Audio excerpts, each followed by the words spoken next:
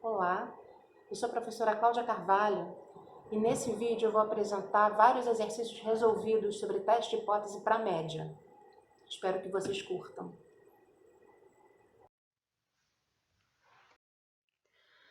Vamos começar relembrando a lógica dos testes de hipóteses. Primeiro, formula-se uma hipótese estatística sobre a média populacional. Depois, a hipótese é dada como verdadeira até que a estatística mostre o contrário. E, por fim, a prova estatística será fornecida pelos dados de uma amostra aleatória coletada da população. Vamos ao exemplo 1. A resistência à tração do aço inoxidável produzido numa usina permanecia estável, com uma resistência média de 72 kg por milímetro quadrado e um desvio padrão constante de 2 kg por milímetro quadrado. Recentemente, a máquina foi ajustada. A fim de determinar o efeito do ajuste, 10 amostras foram testadas e observadas. Os resultados estão mostrados aqui. A média amostral calculada a partir desses dados foi 75 kg por milímetro quadrado.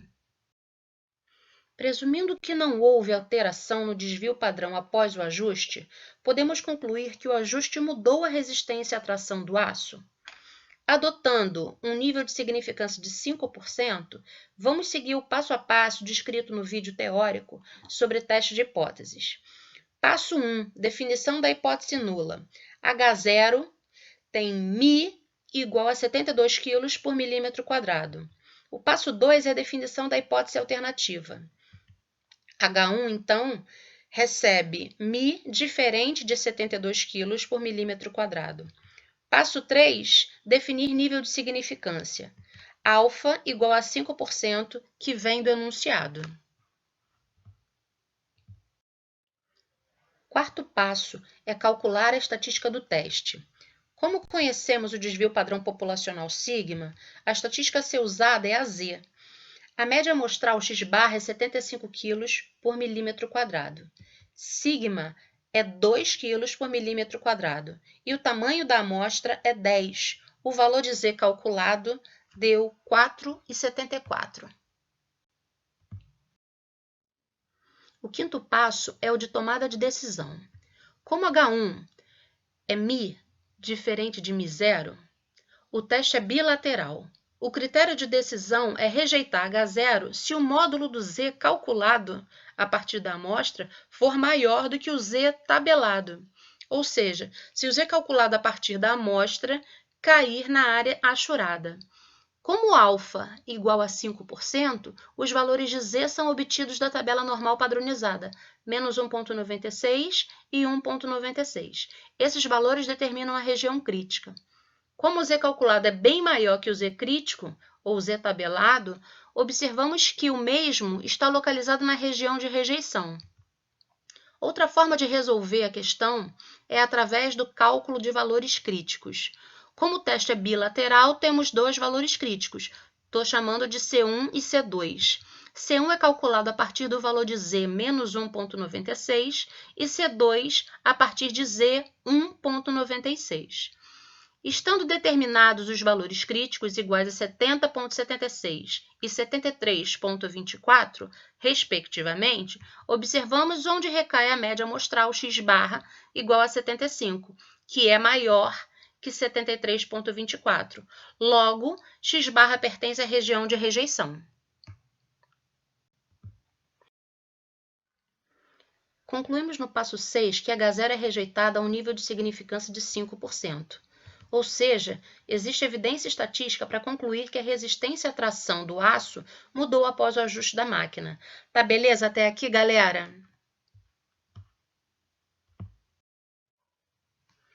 Vamos para o exemplo 2.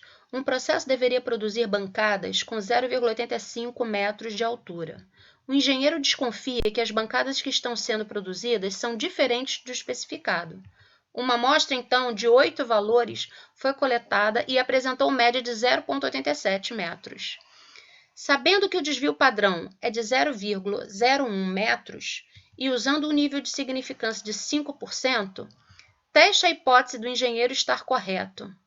Seguindo os mesmos passos, primeiramente vamos definir as hipóteses nula e alternativa. Em H0, precisamos definir o valor da média que será testado. No enunciado diz que as bancadas deveriam ser produzidas com 0,85 metros de altura. Continuando a leitura, o texto diz explicitamente que o engenheiro desconfia que as bancadas que estão sendo produzidas são diferentes. Logo, H1 é média diferente de 0,85. O texto também define que alfa é igual a 5% e diz, sabendo-se que o desvio padrão é 0,85 metros, logo esse desvio é sigma, desvio padrão populacional. Então, a estatística de teste é Z. Calculamos Z a partir dos dados amostrais, gerando o resultado de 5,66. O valor de Z tabelado é 1,96. Verificamos que Z calculado é maior que o tabelado. Então, rejeita-se H0. Graficamente, fica mais claro que Z calculado pertence à área achurada. Portanto, pertence à região de rejeição da hipótese nula. Outra forma de resolver a questão é através do cálculo dos valores críticos. Como o teste é bilateral, temos dois valores críticos, C1 e C2. Como a média amostral é superior à média testada, basta calcularmos o valor de C2 acima da média, né? Esse critério mostra, obviamente, o mesmo resultado. X-barra pertence à região de rejeição de H0. Então, existe evidência estatística que comprove que o engenheiro está correto. Realmente, as bancadas estão sendo produzidas numa altura diferente de 0,85 metros. Vamos ao exemplo 3. Agora, uma pequena modificação do exemplo 2. Que tal? Um processo deveria produzir bancadas com 0,85 metros de altura, mas o engenheiro desconfia que as bancadas estão sendo produzidas acima do especificado. Uma amostra de 8 valores foi então coletada e apresentou média de 0,87 metros. Sabe-se que o desvio padrão é de 0,01 metros. Usando um nível de significância de 5%, teste a hipótese do engenheiro estar correto. Dessa forma, H0 permanece a mesma. H1 mudou para μ maior que 0,85. Agora estamos falando de um teste unilateral à direita. Nosso alfa é de 5%. Está concentrado do lado superior. Como sigma é conhecido, calculamos a estatística Z. O critério de decisão é rejeitar H0 se Z calculado for maior do que o Z tabelado. O Z calculado foi 5,66 e o Z tabelado foi 1,645. Graficamente, fica mais claro que para alfa de 5%, o Z calculado pertence à área achurada, portanto pertence à região de rejeição da hipótese nula. Outra forma de resolver a questão é através do cálculo do valor crítico. Agora só temos um. Como a média amostral é superior ao valor crítico, X-barra pertence à região de rejeição de H0. Então, existe evidência estatística que comprove que o engenheiro está correto. As bancadas estão sendo produzidas numa altura acima do especificado, que é 0,85 metros. Agora, e se o engenheiro quiser saber a probabilidade dele estar errando na sua decisão ao rejeitar H0? É preciso calcular o erro tipo 2. Beta é a probabilidade do erro tipo 2. Probabilidade de aceitar H0 quando H0 é falsa. Vamos relembrar o que são os erros e ver como se calculam as probabilidades deles. Na verdade, a hipótese nula pode ser verdadeira ou falsa. E a nossa decisão será tomada a partir dos resultados amostrais. Podemos rejeitar ou não H0 como verdadeira. Como aceitamos H0 e, de fato, H0 é verdadeira, acertamos na nossa decisão. Ao calcularmos essa probabilidade, estamos calculando 1 menos alfa. Ao rejeitarmos H0, quando de fato H0 é falsa, também acertamos na nossa decisão. O cálculo dessa probabilidade é 1 menos beta, chamado de poder do teste. É a capacidade que o teste tem de detectar que houve uma mudança real na média. Agora, Quando rejeitamos H0 e H0 é verdadeira, cometemos o erro tipo 1, que é o erro mais grave, o erro do produtor. Essa probabilidade se chama nível de significância. É o alfa que determinamos lá no passo 3. Fixamos a proporção máxima de erro que permitimos.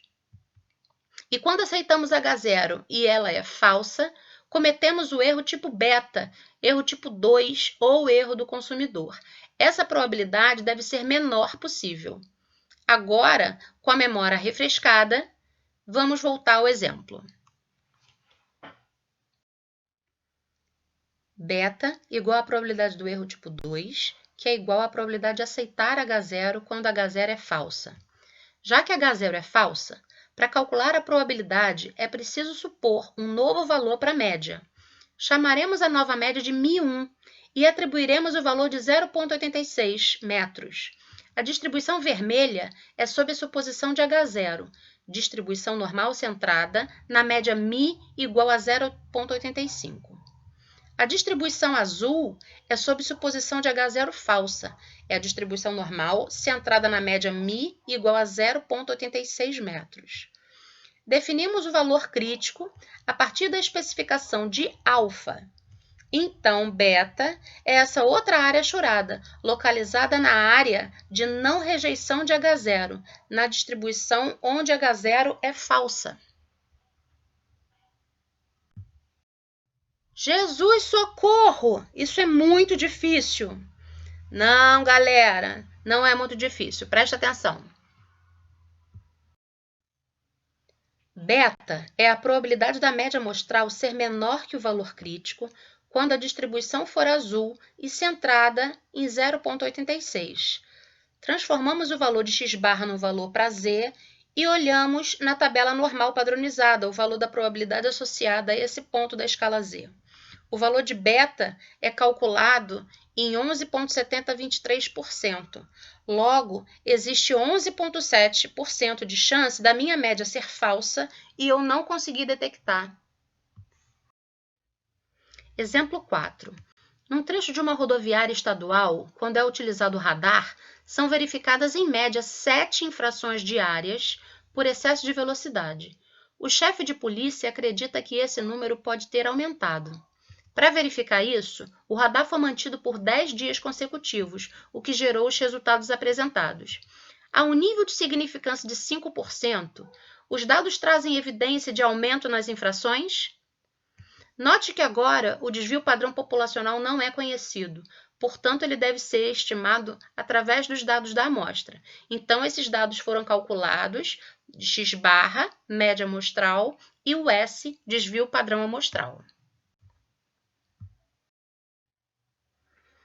Seguindo os mesmos passos, temos passo 1, definição da hipótese nula, H0, μ igual a 7 infrações, são verificadas 7 infrações diárias por excesso de velocidade. Passo 2, definição da hipótese alternativa, H1, μ maior que 7 infrações. O chefe de polícia acredita que esse número pode ter aumentado. Passo 3, definir nível de significância, 5%. Passo 4. Calcular a estatística do teste. Dado que o desvio padrão foi estimado a partir de uma pequena amostra, deve-se utilizar a estatística t-student com n-1 graus de liberdade. Podemos observar que o cálculo de t é análogo ao cálculo de z. O valor do t calculado é 1,5. Graficamente, podemos observar que o valor tabelado de t depende do nível de significância alfa igual a 5%, e os graus de liberdade, que são função do tamanho da amostra, grau de liberdade igual a n-1, nesse caso, igual a 9. Nesse exemplo, o t tabelado é 1,833. Observamos que o t calculado recai na área de não rejeição de H0. Através do outro método, calculamos o valor crítico, que é 8,2173 infrações. Como a média amostral foi inferior a esse valor, não se rejeita H0. Ou seja, H0 não é rejeitada a um nível de significância de 5%. não existe evidência estatística para concluir que a média de infrações diárias por excesso de velocidade tenha aumentado. Em outras palavras, não houve um aumento significativo no número de infrações. Veja que, apesar de 8 ser maior que 7, essa diferença não foi significativa para concluir que o número de infrações de fato aumentou.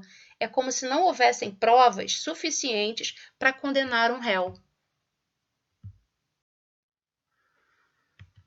Todos vivos? Finalmente, vamos para o último exemplo.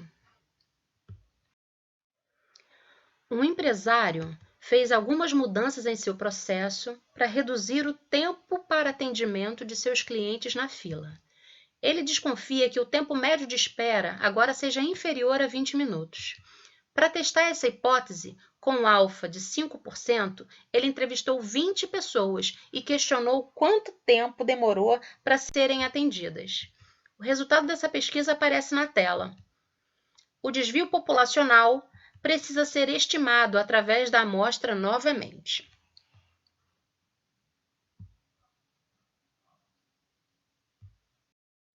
Seguindo o passo a passo, definimos H0, Mi igual a 20 minutos. Definimos H1, Mi menor que 20 minutos. As mudanças no processo foram para reduzir o tempo de espera.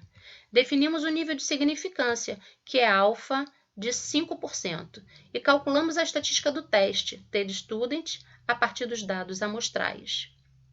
A média amostral é de 21,8 minutos e o desvio padrão é de 1,4 minutos. O t calculado deu 5,75. A regra de decisão é rejeitar H0 se o t calculado for menor do que o t tabelado. Se t tabelado é menos 1,729 e o t calculado é 5,75, não se rejeita H0. Obviamente, chegamos à mesma conclusão quando calculamos o valor crítico, que deu 19,5 minutos. Observe que a amostra representa um tempo médio ainda maior que 20 minutos. Logo, esses cálculos nem precisariam ser feitos, pois jamais a x-barra estaria na região crítica. Com alfa de 5%, apesar das mudanças feitas no processo, não existe evidência estatística que comprove a redução no tempo de atendimento dos clientes na fila. Logo, as mudanças não surtiram efeito. Agora é com vocês. Espero que esses vídeos tenham sido bastante úteis. Boa prova!